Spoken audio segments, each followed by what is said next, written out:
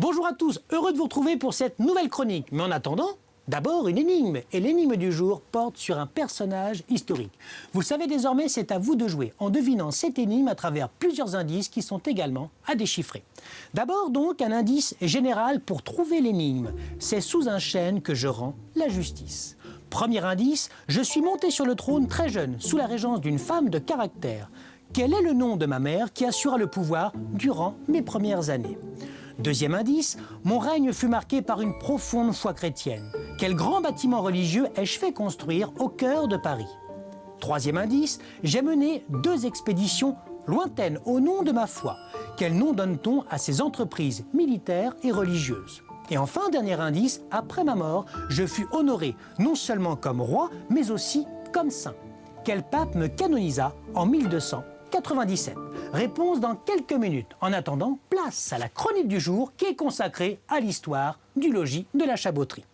Je vous emmène donc au cœur du bocage vendéen, à Saint-Sulpice-le-Verdon, dans un lieu où la douceur du paysage contraste très fortement avec l'intensité de l'histoire qui s'y est jouée. Le logis de la Chaboterie, donc. À première vue, cette demeure semble tout droit sortie d'un tableau ancien. C'est un logis bas Poitevin. Une habitation typique du Bas-Poitou qui combine à la fois les fonctions d'un petit château seigneurial et celle d'une grande métairie agricole. Ce modèle s'est répandu dans la région entre le XVe et le XVIIIe siècle. La construction du logis de la Chaboterie remonte donc au milieu du XVe siècle. On y trouve alors, autour de la cour d'honneur, une organisation très compacte où se côtoient de près dépendances agricoles, logements des domestiques et maisons nobles. À la fin du XVIe siècle, puis au début du XVIIe, le logis s'embellit. Un haut pavillon à 4 niveaux est ajouté, desservi par une tour carrée fortifiée élevée en 1611, ornée des armes de la famille Bourbon-Chabot. Plus tard, au XIXe siècle, le logis se pare d'une chapelle néo-renaissance et une nouvelle tour vient compléter sa silhouette. Mais si la Chaboterie est célèbre, c'est surtout à cause d'un événement qui va sceller son destin et celui d'un homme devenu une figure incontournable de l'histoire vendéenne et plus précisément de la guerre de Vendée. Le général de l'armée catholique et royale, François Athanase Charette de la Contrie, plus connu sous le nom de Charette. Nous sommes le 23 mars 1796. La guerre de Vendée touche à sa fin. Charette, l'un des plus importants chefs royalistes, est traqué depuis des mois par les troupes républicaines. Blessé et épuisé, il tente de se cacher dans les bois qui entourent le logis.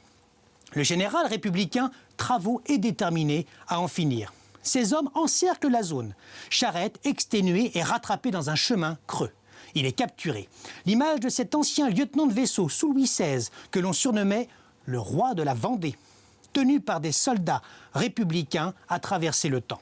Celui qui avait pour devise combattu, souvent battu, parfois abattu, jamais, est conduit à Nantes, jugé et exécuté place Viarme, le 29 mars 1796. Cette arrestation marque la fin officielle de la guerre de Vendée. Ce court épisode suffit pourtant à inscrire durablement le site dans la mémoire nationale. Classé monument historique en 1958, racheté par le département en 1992, le logis de la Chaboterie a depuis été entièrement restauré. Ses intérieurs ont été reconstitués pour restituer l'ambiance d'un logis noble à la veille de la Révolution. Son parc a été repensé et un vaste espace scénographique permet aujourd'hui aux visiteurs de comprendre ce qu'a été la guerre de Vendée. En parcourant ce lieu paisible, on mesure l'écart entre la sérénité du bocage et la violence de ce chapitre de l'histoire. Allez-y. On en revient à notre énigme du jour. Il fallait trouver, bien sûr, Louis IX, roi capétien, plus connu sous le nom de Saint-Louis. Devenu roi à l'âge de 12 ans, il régna d'abord sous la régence énergique de sa mère, Blanche de Castille. Très pieux, il fit bâtir la Sainte-Chapelle à Paris, chef-d'œuvre d'architecture gothique, et mena 2 croisades au nom de la foi chrétienne. Il rendait la justice sous un chêne à Vincennes, image devenue symbole de son souci d'équité. Sa fidélité à la chrétienté et ses qualités évangéliques lui valurent sa canonisation par le pape Boniface VIII en 1297, faisant de lui l'unique roi de France devenu saint.